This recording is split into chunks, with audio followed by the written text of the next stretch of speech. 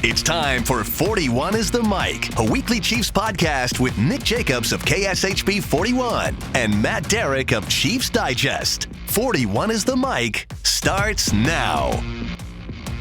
Yes, it is 41 is the Mic. I am Matt Derrick from Chiefs Digest alongside dance enthusiast Nick Jacobs from KSHB 41. Nick, I'm glad that you're able to find some dance moves despite the Chiefs falling 28-21 to Buffalo today. Yeah, no, I mean, hey, people say that I'm an angry, bitter person from time to time, so we got to lighten it up here a little bit, Matt. I haven't had a sport coffee. The sport coffee is pretty much out of my system at this point.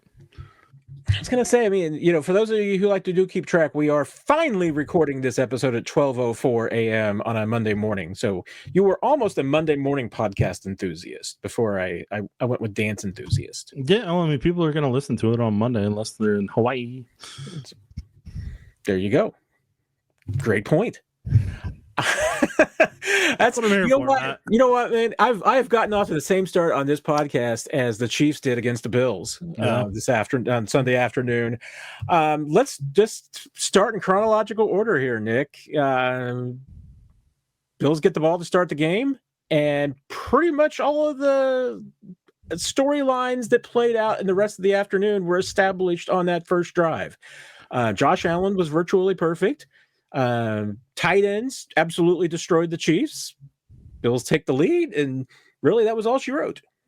Yeah, I mean, it felt like the Bills took a lot out of what the Chargers did in week one and really brought that back, because when you have a running back the level of James Cook and the threat that he is, how explosive he is, how he can jump cut, how he can cut back, the vision he has overall, like he's their most valuable chess piece outside of obviously Josh Allen. And those two are what make that offense go. So their ability to play action and kind of get the tight ends open and everything, like that was a really big part of why they were able to have the success that they did, and why the Chiefs, one of the reasons the Chiefs rarely had answers for him. Yeah, and James Cook, I mean, the fact that they kept him down to 27 carries for 114 yards 1 week after he had 216 yards on 9 carries. I mean, that was at least a step in the right direction, but he got most of the damage done in the first half, and that was when things were really established. He had 11 carries for 64 yards, 5.8 average, and that's, I mean, honestly, I mean, at that point, 21-13, the Chiefs tried to make it close later, but this game was won by the Bills in the first half with what they were able to do to the Chiefs. Yeah. I mean, I was kind of surprised that rarely do you see Steve Spagnuolo defense really not have any answers and struggle the way that they did. And the Bills were able to just move up and down at will on this team. And that's where part of it is, like you and I have had the conversations on these shows multiple times before, is the Chiefs need pass rush help. There's no ifs, ands, or buts about that. But they also need an explosive running back, which magically Ian Rappaport and them put out on Sunday morning about how the Chiefs were in the market and shopping around for one. But I'm just telling you, like, I mean, part of the reason the Chiefs offense kind of had, actually, we'll get into that here in a little bit. We'll keep that as a teaser when we get to that part. I mean, defensively, everything on that first drive kind of came to fruition. One thing that the Chiefs had been really good at this year, they've been a top 5 defense this year against tight ends. The one area that they was their questionable area to me was defending running backs out of the backfield. That's the one portion in which this Chiefs defense has been below average. And they had a couple of moments against Washington last week that if you made those same mistakes against James Cook out of the backfield, they were going to be touchdowns. Held Cook to just one catch for 11 yards out of the backfield, but they did not. This was the first time that a Steve Spagnuolo defense has given up 100 yards to a running back since Christmas Day 2023 against the Raiders. It's only the 17th time that it's happened to Steve Spagnuolo since 2019 in Kansas City. I mean, Spags has become a really good defense. Chiefs have been under Spags against the run. Just wasn't effective today on opening drive and that entire first half. Yeah, look, Matt, I wish I had some positive insight for you on all that, but like as we've talked about on here before, man, like just I was surprised at how. I mean, look, the Bills have a great offensive line. They easily have one of the top 4 offensive lines in the league, in my opinion. The Eagles are another great one. The Lions are another great one. Like all those teams combined, those are the O-lines that whenever you're talking about offensive lines in the league, those are arguably 3 of the best in the NFL. And with what the Chiefs were able to do against the Lions at home, I really was kind of surprised at how they struggled to stop the run from the Bills. So it's just, I hate to say it this way, but it's just one of those things. Like, I mean, I'm a little flabbergasted at how some of this went for them. I mean, look, they did a good job containing Josh Allen. Like, I mean, I want to give them credit on that. Like, I thought they had a good plan on that front and really did make him uncomfortable a handful of times whenever he would have taken off and burned him in last year or previous years. But because for Josh Allen, he was 20 to 21, 243 with a TD when he had a clean pocket. And then he was 3 of 5 for 39 yards when he was under pressure. So Josh was only under pressure 26.7% of the time when the Chiefs went against them today. So you really had what did we consider 5 pressures in the game for the most part? So Josh Allen's going to pick you apart if you give him that level of opportunity and you combine it with the play action and the way James Cook was running. You're gonna have a bad time. Yeah, and Josh Allen had 6 carries. I think only one of them was a scramble designed run play. I think the other 5 were all tush pushes. I mean, at least quarterback sneaks. If not, maybe there may have been one that snuck in there. I know he had the one for the first down scramble for 11 yards. That again, it was a really good job of setting up kind of Chris Jones on a 3rd down to get him out of position, and then Allen just went up through the hole. But again, we get to Josh Allen 2 touchdowns rushing at the goal line, and I'm going to put a pin in that one and come back to it because Josh Allen being able to do that twice and the Chiefs not being able to do that at all is a discussion worth having later. But what's amazing to me is that, and this can be the transition to the offensive problems that the Chiefs had. I mean, let's face it, Buffalo has done an incredible service to the Chiefs over the years of being the best scout team in the NFL, because every year the Bills come into the regular season game in November, December, I guess, well, occasionally in October, exposes all the Chiefs' flaws, and then gives Andy Reid and Steve Spagnuolo until January to fix them. I mean, that's the one good positive thing to come out of this, Nick, is that Andy Reid and Steve Spagnuolo have a long list of things to fix. Yeah, and it's unfortunate that it's the reality check the Chiefs have going into the bye week, and that there's basically 2 weeks for fans to discuss it until they come back and end up playing the Broncos. So, like, it's definitely not going to be. We'll see what the Chiefs do trade deadline wise, but it might be a long 13 days. All right. We know on the defensive side, Chiefs didn't get enough pressure on Josh Allen. They couldn't stop James Cook. They still couldn't stop the tight ends. Almost still didn't cost them the game because they were in it till the very end. But then you look over on the offensive side of the ledger, Nick, and I mean, this wasn't the worst game of Patrick Mahomes' career, but 15 of 34, it was the lowest completion percentage of his career. And that really surprised me. I mean, especially coming off the last 3 games at the level that this offense produced. What happened? What fell apart? Why was Patrick Mahomes broken in this game? So the Bills' strategy coming into this game was they want Patrick to hold on to the football. Because when Patrick has to move around, maneuver, and make plays, he gets uneasy. And so what they were in previous years, they've been able to spy and be able to do it, but with the Chiefs having a better offensive line, they weren't able to do it as much as they had been. So Mahomes was pressured on 20 of 38 dropbacks. So 52% of the time, he was pressured in the football game, and he was sacked 3 times. So between that, it's the most that he's had since the most pressure he's gone against or had to experience since week 5 of 2020. Think about how many times we've talked about the Chiefs offensive line over the years, and that's what the number, that's how far back you got to go to when he faced something like that. So the Bills got Mahomes to hold on to it for an average of 3.37 seconds.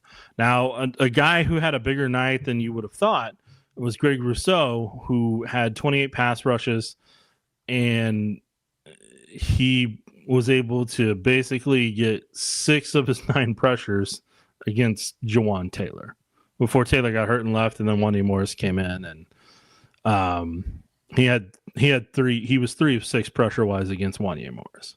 So, like, that was the right tackle spot was another thing that they attacked. So Mahomes, despite how they had been doing, like they were getting them to have to. Mahomes was having to survey the field. Things weren't open, and then he's holding on the ball. He wants to get rid of the ball. He's trying to move around, buy some time until somebody gets open, and either it happened or it didn't. And he had to either eat the football or try to throw it away, and maybe get a penalty from time to time. So the Bills don't respect the Chiefs. One, they don't respect the Chiefs' run game because they let Kareem do what he wanted, and Rashard Smith didn't have a lot of touches or carries or yards. But he can't have a lot of yards if he doesn't have a lot of carries. So, yeah, I mean, like, they pulled the rabbit out of their hat a couple times with Travis Kelce on some plays, and Rashee Rice had a couple of those big plays, and he pulled the rabbit out of his hat. But the guy who I was really disappointed in was Hollywood Brown, because this is kind of starting to become a thing to where, like, Mahomes is counting on him and needs him to kind of step up the plate, and he's dropping passes, man. I know he only dropped like 2. But there's a couple of opportunities where that wasn't the case, and I was also a little irritated with Xavier Arenas. No, not Javier. Okay, Xavier Worthy.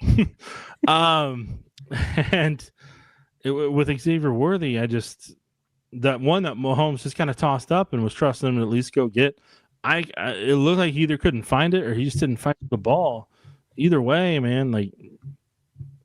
That burned them too. There was just a lot of opportunities that I was really kind of surprised that the Chiefs didn't deliver in ways that they had in the past. So I'm curious to watch a coach's film, and I can watch it again and again over the next 2 weeks if I want to. But I think you summed it perfectly. Like, the Chiefs, from a scouting perspective, they got everything that they needed to know what the heck they got to fix if they want to win in January and maybe February if they get that to that point. Well, and you kind of alluded to a problem there that I think was quite evident on the offensive side, but honestly was a little bit on the defensive side too. And it's something that we've saw earlier this year. The Chiefs got out efforted today. They were out aggressive today. Buffalo was the tougher, more physical, more aggressive team, and that's not what the Chiefs have been. Most of the season. I mean, they certainly looked like they had that problem in the first couple of weeks. Obviously, it happened in Brazil. Been a couple of their losses where maybe that's happened. Maybe it's happened. You could arguably say now it's happened in all of their losses. Right. But after the streak that they had been on, and maybe this was the bye week blues going into it, Nick. But I was just really surprised that Buffalo had. I mean, Buffalo won in the trenches on both sides of the football, and it was really evident when the Chiefs had the ball. And that really kind of surprised me because, I mean, hey, I know Ed Oliver primarily run defender, sure, but losing him, I did not expect this Buffalo front to be as aggressive and strong as they were. I mean, maybe there's some of that adrenaline of rallying around the fact that they lost their big guy, but I mean, that was concerning to me. Yeah, I know Patrick mentioned in the post game about some of the games and twists that they had and everything. So I'm not.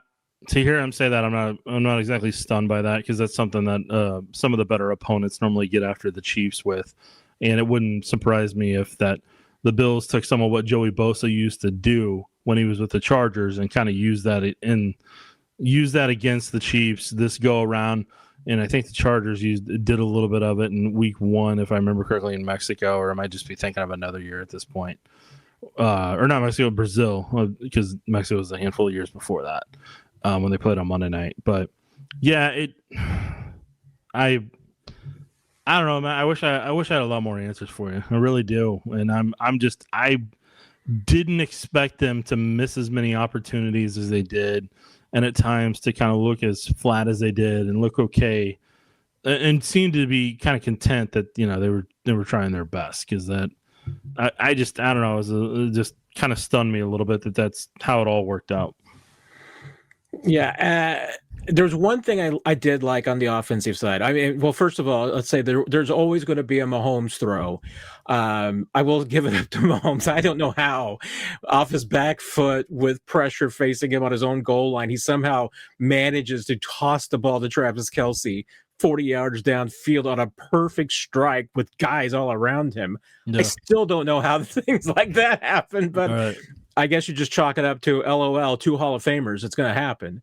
But you mentioned the Hollywood Brown inconsistency. I go with the inconsistency in the run game, and tip your hat to Kareem, 11 carries, 49 yards. At this point in Kareem's career, 11 carries, 49 yards, touchdown. Take that to the bank. I mean, that's a fine performance. Don't need anything else. Still would have liked to see more than 3 touches from Brashard Smith. That doesn't make any sense to me. But the one that really puzzled me, Nick, was Chiefs, elevating Clyde Edwards-Helaire from the practice squad, and Elijah Mitchell once being, but I guess you would call the continuous string of healthy scratches. I assuming that he's healthy. He's never on an injury report, so we're going to have to assume that he's healthy. Apparently the Chiefs told Tracy Wolfson that Clyde was elevated because he's had some good games against the Buffalo Bills. I mean, he had one playoff game 3 years ago, 7 carries for 60 yards. Otherwise, his only good game against Buffalo was 5 years ago, Nick, and that was several injuries ago. I don't know what I can't rationalize that, Nick. What's Elijah Mitchell doing on this roster if he's not going to play over Clyde in a game like this? That's the question that we're all going to be asking for the next couple of weeks. This was the game. This is a game where if you're going to use Elijah Mitchell, you use him. Otherwise, you might as well just put him on IR if that's if he's still coming back from whatever or whatever it is. But then like you said, you have to have him on injury report if that's the case. But I always felt like he's on the roster for break glass in case of an emergency situation. And this was the time where you needed to break the glass, and you didn't. You brought up Clyde, who doesn't exactly have much left in the tank. And he had that one, like you said, he had that one great game in 2020 during his rookie season where he had over 160 yards rushing, and they were able to do that. But as you and I talked about before we started recording, he also got bent like a pretzel in New Orleans later that December, and he was never the same player. And people always want to argue about that, and they're like, well, he wasn't great to begin with, right? I'm saying what explosiveness he had left after that Saints game, to where he could have been a serviceable running back. So I mean, like he just never was able to regain any form after that, after he got bent back and had the hip and all that stuff from that Saints game. So, and the Buffalo game that the Chiefs are apparently hoisting on their shoulders is one that was his rookie season. We're a long way past his rookie season, as you mentioned. Yeah, and that was even like that. We were talking about that. We look back at it. That was the COVID game that was kicked off at like 4:30 on Monday afternoon. That they pushed back, where they were pushing back games because of positive tests. I mean, this was the worst rushing one of the worst rushing defenses in the league, and the Chiefs muster 16 carries for 61 yards against a team that's giving up 150 yards on the ground. Yeah. I get that the Chiefs aren't a run team first, but that's frustrating and disappointing. The other part, and I mentioned there was one other good thing on the offensive side that I liked. Nick, I mean, if the Chiefs want to run Wildcat Rashee Rice at quarterback the rest of the season for short yardage, that's better than anything else that they're running in, in these situations, because other than Kareem with Mahomes under center, I mean, those are their 2 best short yardage goal line plays. I can't explain anything that happened really in that sequence with when they had the ball first and goal at the 1, the Hollywood set them up with the catch. Tony Romo on the broadcast said, "Oh, what you do here is you rush down there to the 1 and you sneak it in." But we all know that the Chiefs don't run a quarterback sneak. I don't know how Tony Romo doesn't know that. But what? I mean, if you're never going to run a quarterback sneak in that situation, you're clearly never going to run a quarterback sneak again. I mean, I don't know what Andy Reid's waiting for. I mean, I know what he's waiting for. He's waiting for the end of the world because it's never going to happen. But I'm just puzzled, Nick, because like I said, I mean, they've been having a lot of success with Kareem at the 1, running behind some, full house lines. They've had success now twice with Rashee Rice out of that Wildcat, and there's like 15 different variations you could run on that. And I know that Patrick Mahomes is probably wearing people out in practice wanting to get a pass out of that from Rice. That shouldn't happen, but I'm sure that Patrick's asking for it. But I mean, that was, to me, the difference in this game. Josh Allen gets 2 touchdowns from the 1-yard line. The Chiefs get 0. Yeah, what irritates me about some of the Josh Allen short yardage and the touchdown stuff is like, okay, when do you stop forward progress? Well, there was one that I thought that based on last week's game with the Eagles, that they would have called forward progress stop. So because like they just allow offensive linemen to grab and push like and it's just one of the things right now where it's like, hey, okay, if they're just gonna let the Eagles get away with whatever they want on the short yardage thing, and the Bills are like, we're gonna do it too, and so like if forward progress is stopped, it's stopped. Like there shouldn't be anybody else helping from behind to put like that's where I'm really starting to kind of get irritated with the NFL in general, not just in this game. It's just this was the game where I have the example right now. But I feel like, hey, if the momentum stopped right there, that's done. So why are we now allowing it to be where somebody can come behind them and push them forward and all that stuff? I don't know. It's starting to slowly irritate me to where you either got to start blowing your whistle quicker or something's got to be figured out, because like this, I don't know. It just like you're going to get somebody hurt at some point.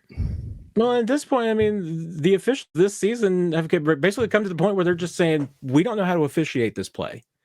And if you reach that point where the officials are saying that they don't know how to officiate it, then maybe it is time to take it out. I mean, haven't been that fan, but maybe it is time. And let's touch on quickly that there is another area of the official rules that the NFL will probably need to tweak somewhat in the offseason. And I'm sure the Chiefs will be proposing to fix a problem with intentional grounding, because you saw it today. The officials can use replay assistance to review whether or not a quarterback was in the pocket and whether or not the ball crossed the line of scrimmage when determining whether or not a quarterback intentionally grounded the football. They are not allowed to use replay assistance and contact the booth to see if a ball was tipped and that's what caused the grounding to look like grounding. What we basically got today, Nick, was that all 7 of the officials got together and said, we did not see that ball get tipped. I don't know how that all 7 of them could have missed that. Well, Matt, they found a way. I'm not going to be able to answer this. Somehow found a way, and despite all the technology and everything that should be able, maybe they need a microchip that shows the ball trajectory, got hit by an object or something at this point. I don't know. But yeah, it is what it is. I mean, there was a lot of opportunities for the Chiefs to make sure something like that didn't really impact them as much as as some of the plays throughout the game or missed opportunities did. Yeah. One final thing I want to touch on before turning it over to you for any final thoughts, but coming out of this game, you mentioned it earlier, this game might have exposed some things that the Chiefs may want to address within the next less than now 48 hours at the trade deadline. 3 p.m. Central Time Tuesday is when trade deadlines comes to an end. Do the Chiefs make a move, Nick? If I'm in their shoes, I gotta get that running back now. Because if I'm not saying that they shouldn't get pass rush, but yeah, you can go get pass rush, but you're still not gonna have that. You're still not gonna have that element in the run game that you need to really do the damage you need to be able to hang with everybody, like we've talked about in previous weeks, to be able to put 30 up if you need to. Because if the Chiefs had an explosive back a handful of times in that game against the Bills, they're not walking off the field a handful of times. They're not putting themselves in some unfavorable down and distance overall. And so I despite what anybody else wants to say or wants to ask a coordinator at the podium, like I think that's the most realistic thing you can do to improve the success of your football team. But I'm not going to be upset if they go get pass rush. I'm just saying they're just going to have to. That pass rush player is going to have a certain level of impact to really help the Chiefs make up the difference in some of those situations to make a quarterback uncomfortable and keep them under. I just think the Bills gave him a reality check of, hey, here's what you're going to need to be playoff ready. You're not there. We show, like you said earlier, we showed it. So what are you going to do about it? And they've got 2 days to do something about it at two of those positions or one of those positions, whatever they end up choosing. But they're gonna need more to be able to kind of split that difference with them, and then they're gonna find out when they get back with the Broncos and Colts. So it's gonna be an interesting. They will know 100% where they're at and where this roster's at and where this team's at by the time they get done with that Colts game. Yeah, you hit on the head earlier. I mean, right now, teams do not respect the Chiefs' run game, and they have been challenging the Chiefs all season long. The Chiefs have been facing light boxes all year long, and they haven't been able to run the ball effectively, and they haven't committed to the run at any point. And not having an explosive back or not believing that Brashard Smith is explosive or ready for that role, if you believe he's not ready and you're not willing to trust him, you need to go get somebody else, because that's the only way that you're going to get teams to pay any respect to the run game, and that will make Patrick Mahomes' life so much easier, especially if you've got a dinged up offensive line, which the Chiefs look like they kind of do right now. Yeah. Any final thoughts from you, Nick, as we put a bow on this one? I know people are going to say, well, if they had Pacheco out there, it would have been different. I don't think it would have really been that different. I don't think so either.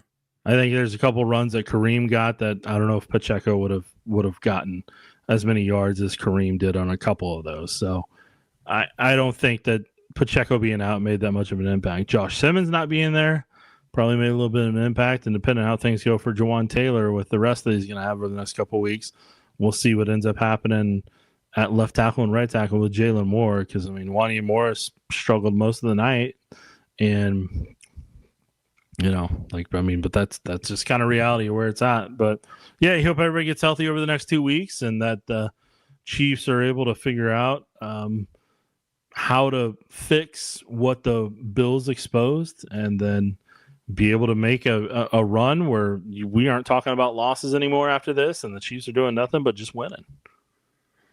Well, the Chiefs are going on a bye week, Nick, but there is no bye week for 41 is the mic and for Chiefs Digest. So Tuesday night, Chiefs Digest live Q&A. Be here for that. And if it's under an hour, maybe we can get Nick back. But chances are it's probably going to go more than an hour, because I can't do lightning round.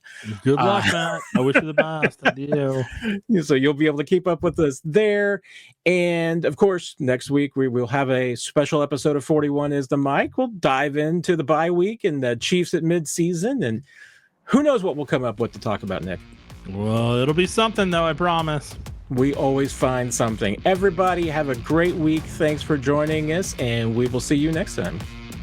Okay, bye now. You've been listening to 41 is the Mic, presented by KSHP 41, your home of the Chiefs and Chiefs Digest.